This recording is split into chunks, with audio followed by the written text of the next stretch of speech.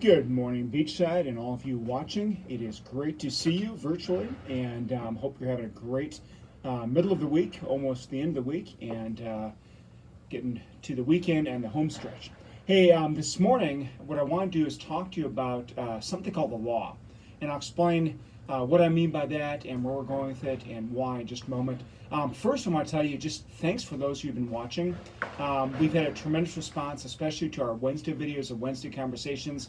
Yesterday, Anna Hoke and I talked about what it looks like to be somebody who grows up in a Christian home and then kind of applies that faith outside the Christian bubble in the world. And if you didn't get a chance to look at that, watch a video, you can find it on both our YouTube channel, just look for Beachside Media, or of course here on Facebook. If you're on a Facebook page, all you do is scroll down and look for the video from yesterday, Wednesday, whatever that was, August 20th or something like that. I'm totally mixing up the day, I'm sure.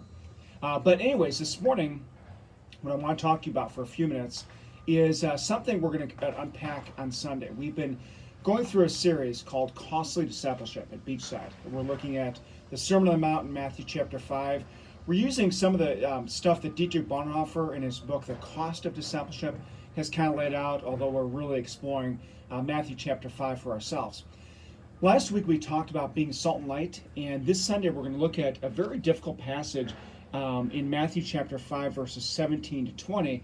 And I'm going to read the last verse. This is Matthew chapter 5, verse 20, the last verse that we're going to cover this Sunday, in which Jesus says, "For I tell you, unless your righteousness exceeds that of the scribes and the Pharisees, you will never enter the kingdom of heaven." Those are very clear black and white words. And if you read the totality of that passage that we're going to read on Sunday, and you lift it out of context, which is never good, you lift it out of the passage, you could easily make the argument that, well, in order to get to heaven, you have to do good things. You have to follow the law. And we're gonna unpack Sunday what Jesus is talking about. Obviously, as Christians, we understand we're saved by God's grace in Jesus. We're not saved by keeping a set of rules or a set of laws. But before we do that, I really want to unpack, and this is what we're going to do this morning for a few minutes. What is the law? Because in the Christian world, we toss around terms like the law, the gospel, and we assume that everybody knows what we're talking about.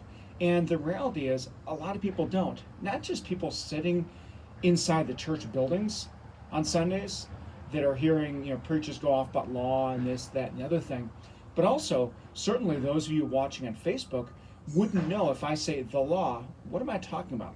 So what I want to do is to take some time, and I'm going to do a split screen here and bring up a couple different things here. First of all, we're going to talk about what is the actual law.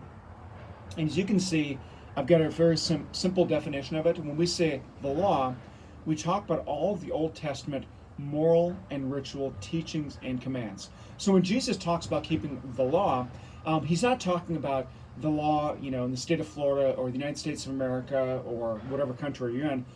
Although obviously we as Christians believe to the best of our abilities, where it doesn't conflict with our faith, we should uphold the law.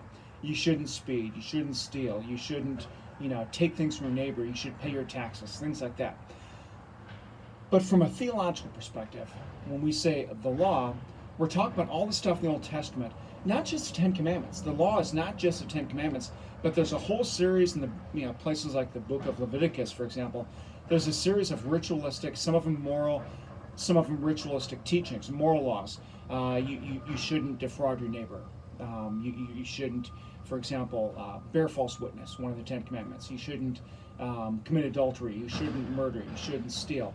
But also there's a whole bunch of rituals that are upheld, sacrificial laws, different things, purity laws. How are you to purify yourself after coming into contact with a dead body?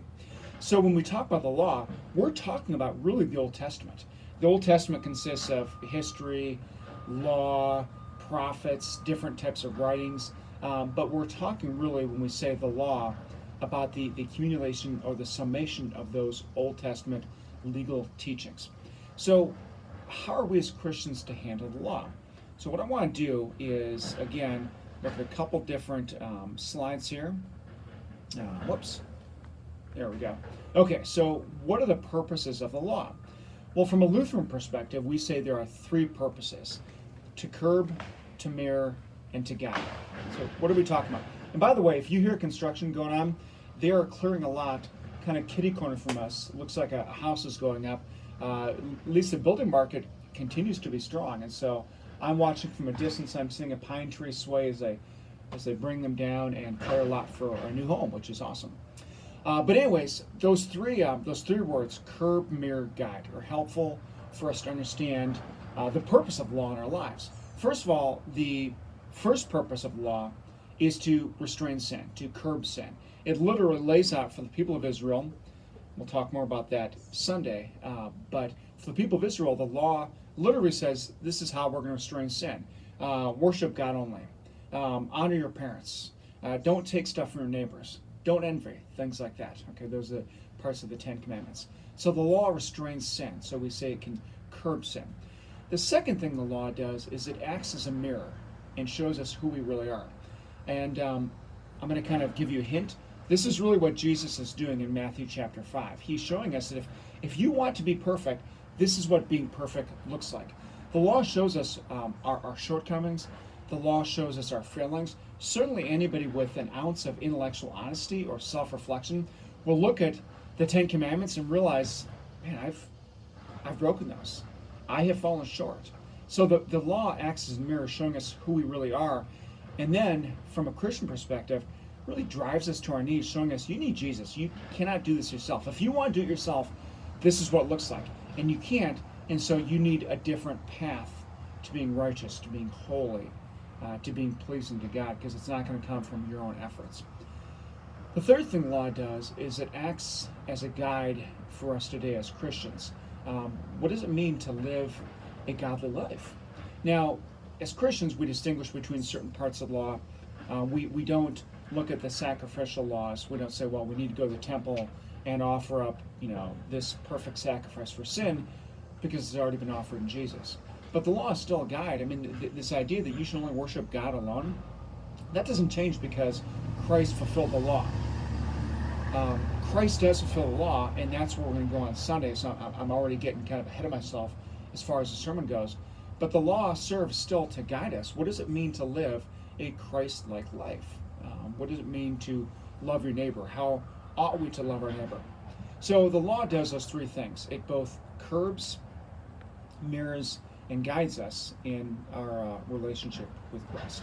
Okay, so that's where I'm going to leave it this morning. I hope I gave you some good food for thought. What is the law? It's the accumulation of the Old Testament teachings, specifically the moral and ritual laws. What does it do for us today? What are the purposes of the law? Well, first of all, it curbs sin, especially for the people of Israel. It then acts as a mirror, pointing us, showing us who we really are, and pointing us to Christ. And then it's a guide for us today. How ought we to live? How should we as Christians live our lives in a way that glorifies God and reflects our faith in Jesus Christ? So, have a great rest of your Thursday. I hope that you take a moment to watch the video. Obviously, if you've gotten this point, you have. But take a moment to share it. And so on your Facebook timeline, just share, click share and tell people about what we're doing. This is a way for us every day to reach out, not just through these morning videos, but also through our Wednesday conversations and to stir up some conversation. You guys have a great day. God bless you, and we'll talk soon.